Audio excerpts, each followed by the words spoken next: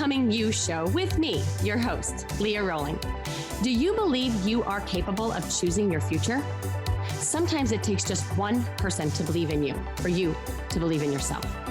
If you find yourself continuing to say, someday I will take better care of myself, only to continue living the same day over and over and over again, then you, my friend, are in the right place. I am your biggest cheerleader, inspiring you to become you on purpose and with intention. Are you ready to create a life you love? I'm excited to share with you some big ideas that you can use today to inspire, impact, and influence your life and everyone in it. The Becoming You show starts now.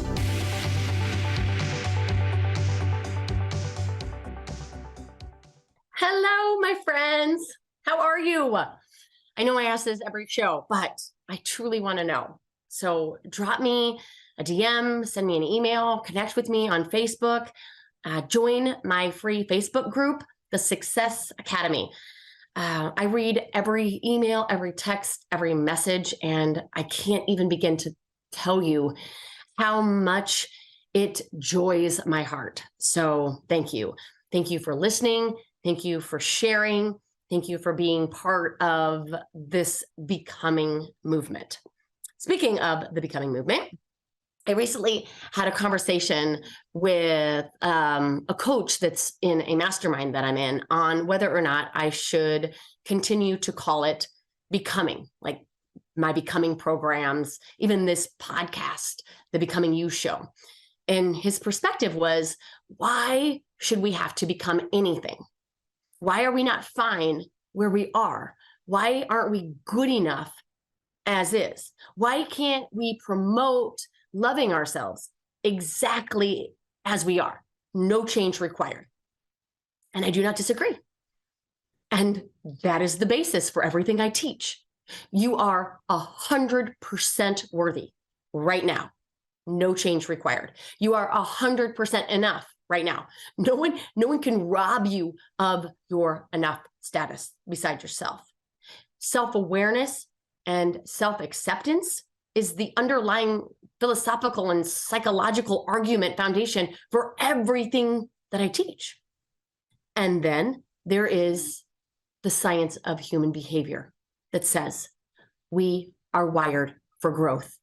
We are wired to seek more for ourselves, to level up in some way, to make progress, to become. Not from a place of hate. And if you struggle with that, you must watch last week's podcast, Mean Girl. And actually, from hate, you stunt the very growth, the transformation that you think will give you permission to like yourself. And this is where we have it backwards.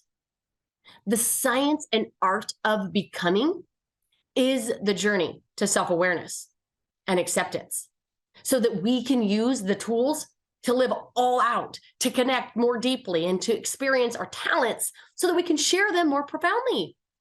I don't teach goal attainment as if that will make you better.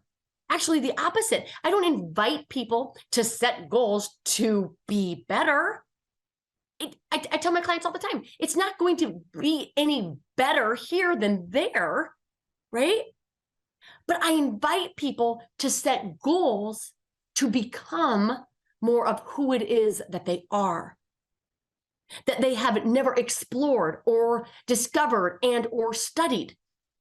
Becoming is the study of you. And I believe that there's no greater purpose than that. So when people challenge me to change what I do, I was just having this conversation with the producer right before I jumped on, from life coach to whatever, executive coach, leadership coach. I offer up, what is more important than you producing and working toward the best possible version of yourself? We have not even come close to living into our full potential.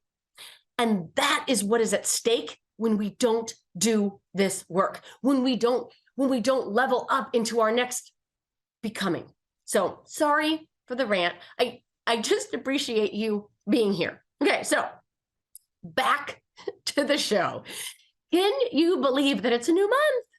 January is over and we are in a brand new month. So how did you do with your goals this month? Just a quick check. Are you moving the needle closer or did you give up? And I ask because I've been fielding lots of coaching calls on this subject. I've been coaching clients around thoughts like, I don't even know why I bother to set goals. I can't even get through a week. Or my willpower is awful, Leah. I didn't even make it to the middle of the month. And it was January. January is the month of resolutions and intentions and all the things. I should be better at this by now. Or why is it that every year I set the same goals and by this time every year I fall short? I give up. I quit. Or some version of the above thoughts. Okay. So I thought that I would use our time today to talk about what I think is the single most important requirement for massive success in your life. It's the bridge from your goals to your results. So I'm going to share with you why it's so important to cultivate and the extent to which you do cultivate this thing that I'm going to talk about will determine not only your life satisfaction, but how well you hook up your future self. What do you think it is, if you were to have to guess? Discipline. Self-discipline. When I think about goals, the first place I start is with self-discipline. And how I define self-discipline is allowing your future self more wins. I believe the key to self-discipline is three things: self-awareness, self-acceptance, and self-love. Seemingly fluffy ideology, I get it, and probably fluffy philosophy. But what if, just what if, the foundation for massive growth was knowing who we are and who we want to become, self-aware, acceptance of who we are right now, and from that place, follow that nudge for more, and loving ourselves along the way. It's all this exploration of self, this selfology. So back to discipline and hooking up our future self. You see, we have our future self and we have our present self. And our present self wants what it wants right now. That's the only thing our present self experiences is the right now. We also have our future self. And our future self is like, come on, let's go, Leah. Do some things for me that will hook me up, please. And a lack of self-discipline means I am letting my present self win more than my future. And sometimes we have to sacrifice our present self in the name of our future self. And I love thinking about it like this because it means that no one loses, right? It doesn't feel like I'm short on willpower. It doesn't seem like as much of a struggle because everyone wins. Think about it. If I lack some self-discipline, right, my present self wins. If I have self-discipline, then my future self wins. Either way, if I have to make a bit of sacrifice, either my present self sacrifices or my future self sacrifices. So I'm either choosing joy, pleasure, comfort now or later. And so if I want to get unstuck, if I want to make more progress and have more success on the goals that I want for my life, I have to ask myself a few questions. And one of those that I need to be like crystal clear, have crystal clear clarity on is, what is it that my future self wants or needs? What will I need to give up in the now? What will I be willing to sacrifice in order to have that want or need in the future? And then the last question is, am I willing to do that or not? And it's okay if the answer is no. And if the answer is no, then that moves me into the second thing that I want to teach you today about getting unstuck, which is motivation. How do I get motivated? And I think for so many of us, we offer up this thought: I just don't have the motivation in my life right now. As if motivation is something that you go get. right? You can't prime 2-day Amazon Prime motivation to your door. No, motivation is created with intention and action. I share with people sometimes, you just have to get in motion to create motivation. So what does that look like? It looks like, for me, if I don't want to get on the treadmill, i.e., I'm not motivated to get on the treadmill, I tell myself, okay, girl, get your stuff on and jump on it 5 minutes. And if you still don't want to do it after the 5 minutes, then you get off. Never have I gotten off after 5 minutes. Motivation might not be there to get you started, and in most cases, it isn't. Motivation generally comes along after you have gotten started to help you get finished. And this area where you're stuck, consider you're only stuck because you feel like you need motivation. You wouldn't be stuck if you had motivation, right? So let's just decide right now, right, that you're just going to get started without it. And the odds that motivation will come around and create some momentum in whatever it is that we're doing increases substantially. So I just want you to consider, what if you just decided that you didn't have to be motivated? You just do it anyway. The key to get unstuck is to decide that you don't have to feel motivated. You don't have to feel like it. You just have to do it. And that, my friends, is where discipline comes in. The discipline to do what you say you're going to do. We can't rely on willpower. It's fleeting. I think a lot of the success that I've had in my life is that I have a lot of discipline. And I think for so many of us, we have a lot of discipline, and yet there is that one thing or that one area that we just struggle with. A lot of my clients are super disciplined and successful in their work, but they struggle with their weight, or they struggle creating better, healthy habits. Some people have amazing discipline with their health and well-being, but they procrastinate on the tasks that they know they need to do. And where this is super fun, you guys, is I get to help people apply this skill to all areas of their life. But it has to start with the foundation of self-awareness and love. Most people think about self-discipline as this rigid, restrictive, dictatorial way of being, of punishment, if you will. Thinking that discipline is the way to be better, so that other people will like you better, so that then you can like you better. And this is not the discipline that I'm talking about. That discipline, I know from my own journey, is riddled in a ton of shame, a ton of self-loathing, and pity. I'm not talking about that. I'm talking about the discipline from loving me now and knowing what my future needs so that I can hook her up out of love. This type of discipline is freedom to work towards your goals no matter what, never giving up, not because you will be better, not because people will like you more, but for the journey of who you will become, the love, the care, and choice to do what you don't want to necessarily to do now, but to support and honor your future you. The discipline to love you now, to believe in you, yourself now, and love for your future self. I like to think about how 5 years from now, Leah will thank me for taking care of her, for working out, for meditating, for journaling, for working hard on her business, for putting herself out there, for being disappointed and embarrassed and scared and doing it anyway, so that my future me can benefit from what my now me is sacrificing. Isn't that what we do for our kids all the time? We do what we can in the now to hook them up for their future. This is available, my friends, for your own future.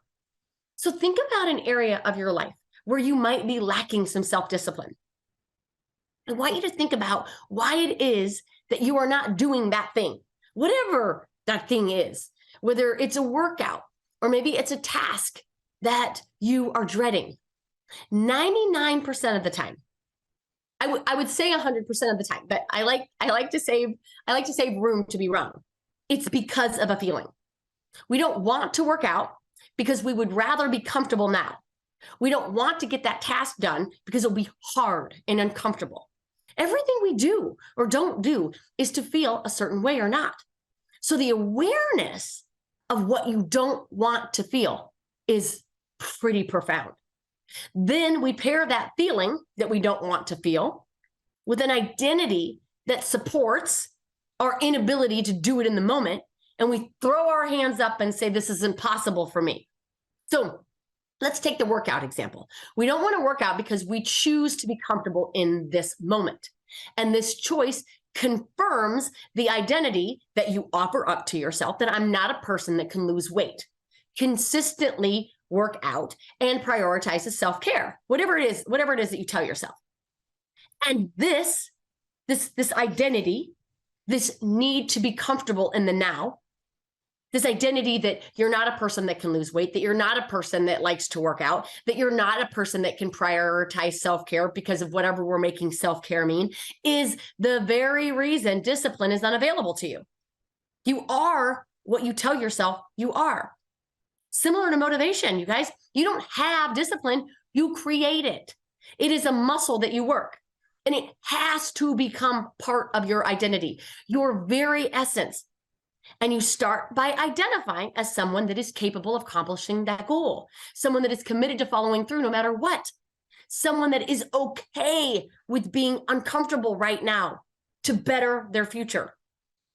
But do you see how it has to stem from self-love and clarity around who we want to become? Without it, it would be really easy to choose comfort now. Why would we tolerate discomfort for someone in the future that we don't really like or know? So once you choose to identify as someone that's worth it, do you see how that shifts us into discipline? And I want you to start small. It doesn't matter if it seems insignificant. It's not about the thing that you're doing. It's not about the workout or the food or the money or the task. It's about honoring your word and obeying yourself. People will say, Leah, working out 10 minutes a day will not help me to lose the weight I want. And I say, the reason you are not losing the weight you want is not because you're not working out. It's because you're not honoring your commitments. What is something that you can do every day or almost every day? Something that is an absolute no-brainer. Something that you can do on the very worst day that's available to you. Do that. Strengthen that muscle of integrity, that doing what you say you're going to do. And once you have the discipline to do the little things consistently, everything else opens up to you. But so often what we do, especially at the beginning of the year, is we think about and we imagine all the things that we want to do. We want to meditate. We want to work out more. We want to eat better. We want to clean up the sugar and clean up the flour. And we're all done with the alcohol. And we're going to drink half of our body ounces in water every day. And we put these unrealistic expectations on of ourselves. And then we get all mad at ourselves that we don't follow through on any of it. And we forget that the reason why we're not following through on any of it isn't because we're not doing the thing, it's because we're lacking the discipline to do it. If you had the discipline to do it, then you would do it. And we don't need all of those things to exercise the muscle of discipline. We need one. And we choose all of those things inspired by a new year on what we could do on the very best day that we have. And we forget that we don't always have very best days. So that's why I want you to pick something that you can do and commit to on even the worst of your day. You commit to that for the sake of committing to it. And that discipline will have a ripple effect on all of the other things that you might want to introduce into your life this year. We don't need all of it. We need one. I can't impress upon you the importance of this enough, because what happens is when we overpromise ourselves and underdeliver, that knocks away at our relationship with ourselves. And I want to remind you that in order to have discipline in our life, we need not only that self-awareness, but that self-love. And if you continue to not do the things that you tell yourself you're going to do, you're going to ruin your relationship with you. And I don't want that for you. I want this year to be the year that you choose to have the best, most meaningful relationship with yourself. And I don't know what that looks like for you, but you do. And if you don't, I want you to ask yourself, what's the very best relationship that I have in my life right now? And what makes it awesome? What makes it great? Is it that I check in with them often? Is it that I do lunch with them every once in a while? Is it that I text them every day and we exchange appreciation? Is it that I'm engaged and that I hold space for that person? What is it? And that's what you do for you. And you start that today. That self-love piece is this transformation journey. Once you have that self-love piece, and once you matter, you will start taking care of yourself, not just in the now, but you will hook your future self up because you care enough about yourself to avoid and to not indulge in that thing that you want right now, that comfort that you want right now by not working out, that cookie that you want right now for that quick hit of dopamine. And you're going to be like, nope, I'm going to give some dopamine to my future because I care about her. I can't wait to see what you do with the discipline that you strengthen within yourself. Let me know. And as always, if you want support with doing what you say you're going to do, if you want support with this discipline and this becoming journey, I would love to coach you through it. I have a 5-step discipline protocol that has helped me and so many people accomplish their goals, set new goals, and challenge what is possible within themselves. The bridge, my friends, from the goals that you want to the results is that discipline. Have a great one, everybody, and I will see you next week. Take care. Bye-bye. You have been listening to the Becoming You show with me, your host, Leah Roling, where I share big ideas to inspire, impact, and influence your life. Tune in every Friday at 11 Central on transformationtalkradio.com for your morning cup of coffee, the hug you never want to end, and that inspirational message that you felt was written just for you. Each show is inspiring you to become you with purpose and intention. For more information or to connect with me, visit www.leahroling.com.